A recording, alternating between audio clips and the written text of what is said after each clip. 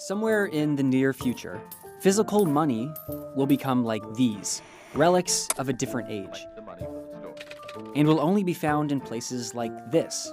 In other words, hard cash will disappear.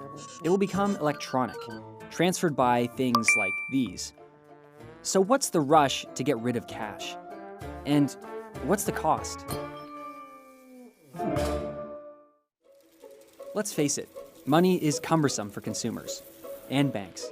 You need to mint the cash, you need to print the bills, you need to transport them in armored trucks, store it in secure vaults, and you need to sort it at the till as well. Operating in cash costs countries about 0.5% of their GDP every year.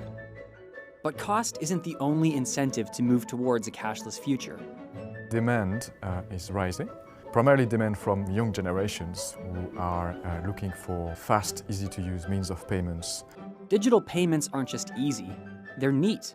It becomes easier for governments to monitor tax evasion and fraud, so we will have less of that going on, probably. Having every single payment automatically recorded is efficient, but there's a downside. Let's assume, for example, that a country that used to be democratic, where people were not paying too much attention about safeguarding their privacy, becomes undemocratic and someone wants to control citizens more closely. They will try to infer from what you buy your political leanings, potentially. And generally speaking, just monitor what you're doing in ways that they shouldn't be doing. The ballot boxes are kept locked and sealed. Living in a democratic country doesn't mean you shouldn't be concerned. There are also worries that private companies perhaps might use this data in ways that are not safe or that you might not like. And for a number of sectors, knowing what you do with your money is very important. Electronic money trails can allow governments and private companies to access and harvest personal data.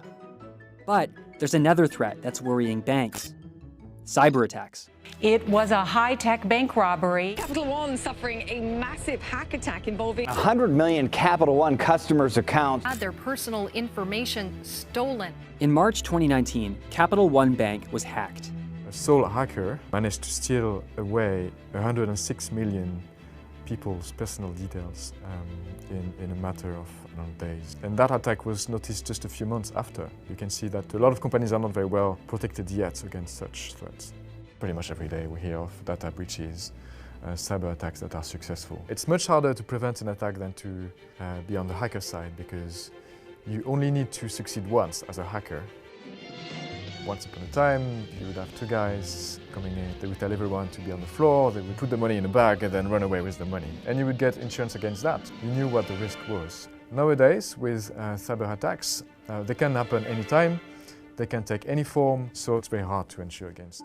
Still, many countries are fast moving towards a cashless society. In Sweden, the number of retail cash transactions per person has fallen by 80% in the past 10 years. The trend is even evident in far more cash-loyal societies. China's digital payments rose from 4% of all payments in 2012 to 34% in 2017.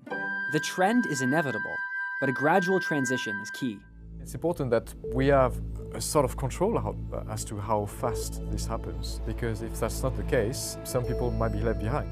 Some people may find it harder to grasp how much money they have without the physical representation of it. Not everyone knows how to use internet banking technology, and people living in remote areas where internet cover is patchy may find they have to drive for miles for their basic needs. And there's another sector of society that relies heavily on cash. People living in the street don't carry card terminals with them, so it will be very hard for them, well, first of all, to collect money and to pay for things. They will be among the people who suffer the most from it. Going cashless is just the latest evolution of money in the modern economy. But it raises a fundamental question. What is the value of money if it doesn't physically exist? Central banks enact monetary policy by exerting control over the amount of money that is created and that is in circulation. And they can do it because they are the only entities that print and create money. The purpose of it is to control the amount of money that is used by the entire economy. In a cashless society, obviously this becomes much harder because money presumably can be created by other entities. And so central banks are actually starting to realize this, especially after Facebook made the announcement that they were going to launch a digital currency. It shows you the extent to which central banks are already thinking about the future of money. The move towards cashless societies is well underway, but governments need to ensure that as cash is phased out, the vulnerable in society aren't left behind.